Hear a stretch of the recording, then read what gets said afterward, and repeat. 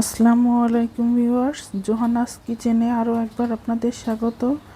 আজকে আমি chicken roast রান্না করে দেখাচ্ছি। চিকেন রোস্ট সাধারণত সবাই পারি, এর জন্য এখানে আমি কিছুটা কাজু বাদাম এবং কাঠবাদাম ভিজিয়ে রেখেছিলাম, সেটা কাঠবাদামটার খোসা তুলে রেখেছি।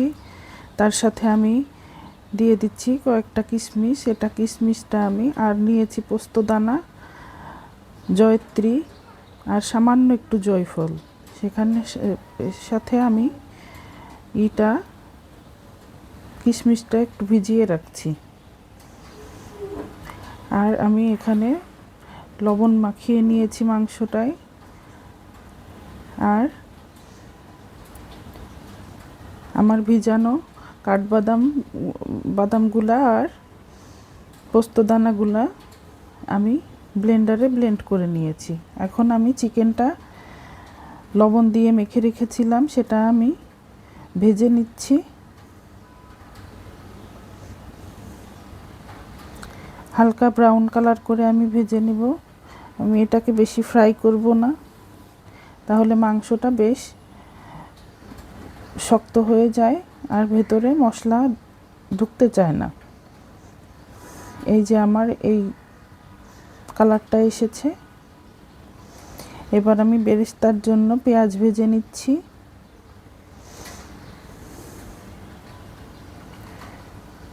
পেঁয়াজে আমি সামান্য একটু লবণ আর সামান্য একটু চিনি দিয়েছি তাড়াতাড়ি কালারটা আসার জন্য। এই যে বেরেস্তার কালারটা আসলে আমি বেরেস্তাটা উঠিয়ে রাখছি।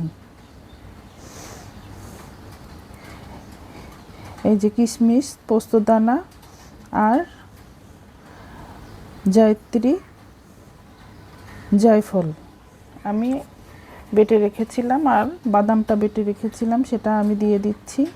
এখানে বাদাম বাটা আছে 3 টেবিল চামচের মতো, আর পোস্তদানা, জয়ত্রী, জয়ফল এটা আছে 3 টেবিল চামচের মতো।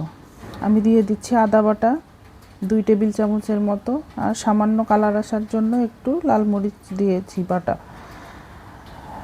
রসুন দিয়েছি 1.5 চামচের মতো, জিরা বাটা 1 চামচের মতো, আর পেঁয়াজ বাটা দিয়ে দিচ্ছি আমি 3 টেবিল চামচের মতো। আর সামান্য কালার আসার জন্য একটু হলুদ অনেকে ব্যবহার করে না। আর দিয়ে দিচ্ছি 1 টেবিল চামচের মতো লবণ। আর এলাচ, দারচিনি আমার দেয়া হয়েছিল না আগে, এজন্য আমি এখন দিয়ে নিচ্ছি।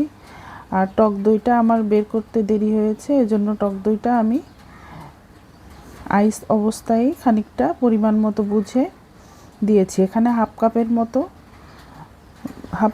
1/3 কাপের মতো টক দই দিয়েছি। সব মশলা কষানো হয়ে গেলে আমি মাংসটা দিয়ে মশলার সাথে ভালো করে কষিয়ে নিচ্ছি।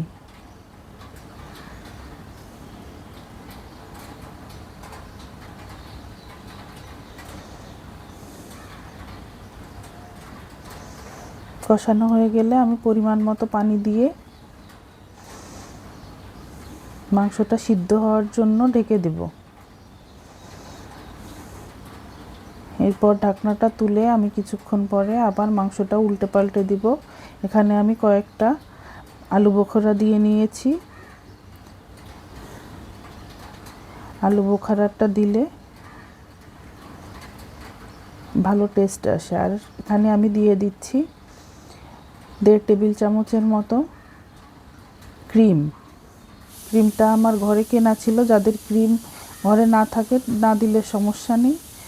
আমি দিয়েছি একটু লবণ, একটু চিনি, একটু লেবু।